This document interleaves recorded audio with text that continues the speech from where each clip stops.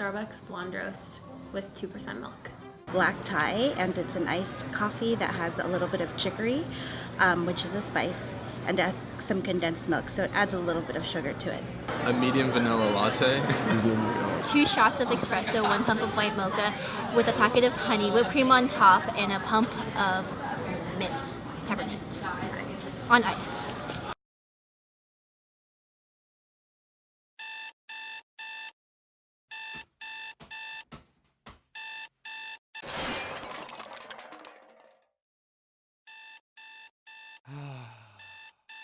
The Los Altos community has an abundance of student and teacher coffee enthusiasts.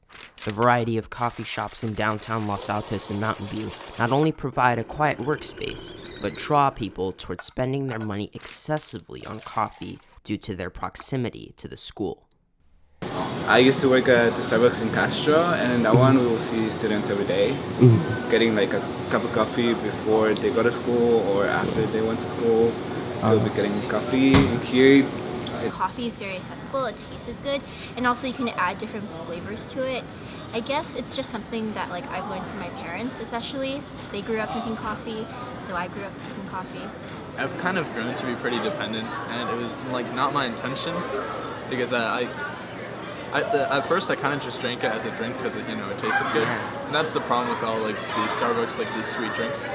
But eventually it got to the point where if I didn't have coffee, I would feel worse. I have coffee every day. I didn't start drinking coffee till I was in college, and all of my friends drink coffee, and I think that's sort of why I was like, well, maybe I should drink coffee. I have like 2 cups of coffee when I wake up, and then a lot of days, or most days, I also have a venti drink from Starbucks. I usually drink coffee every day, sometimes 3 times a day. But with teenagers drinking excessive amounts of coffee, do there seem to be any drawbacks in terms of how it affects their developing bodies? Maybe. I'm obviously not the expert on how it interacts with brain development and things like that, but I definitely know if it's something that you're sort of becoming reliant on in place of sleep, I think that's concerning. I also think that caffeine in general, if you're feeling overwhelmed and behind and already a little anxious, caffeine just exaggerates some of those emotions even more and can make you feel more overwhelmed or a little more jittery, a little more on edge. And so sometimes I think caffeine might actually be hurting more than sometimes I think it helps. I just think that since I know the people when I was in high school, all the people who I knew drank it, heavily relied on it, and also the addictive properties. I know someone right now who needs 3 cups a day, and if they don't get it, then they actually have withdrawal symptoms, as in having migraines, sweating, they get diaphretics, trouble sleeping, vomiting. So it's best to you drink it out of your own risk, if, once again, like how I said earlier, it depends on who you are.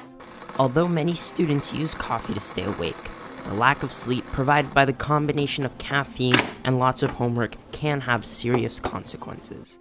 The National Sleep Foundation has found that teenagers that cannot get 8 to 10 hours of sleep are unable to focus in class and even display stronger examples of aggressive and impatient behavior.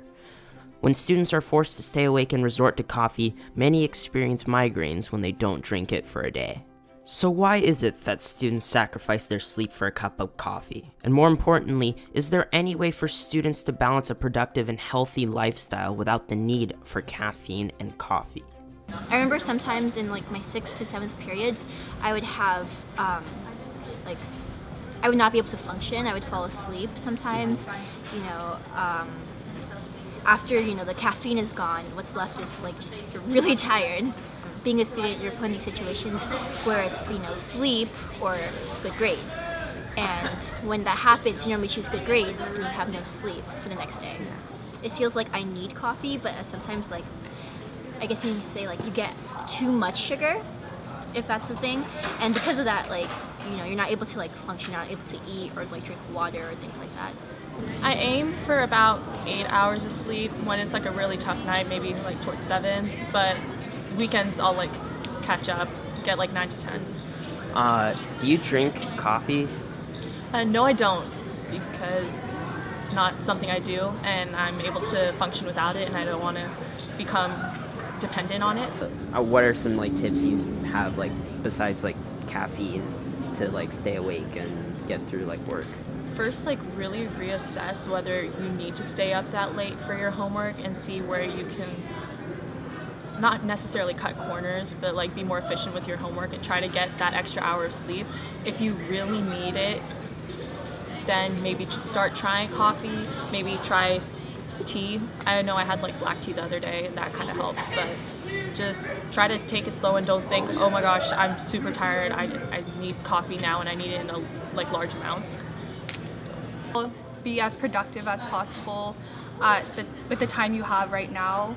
And I mean, for me, cold drinks and like sweet candy works the best for me, so maybe try that if that works.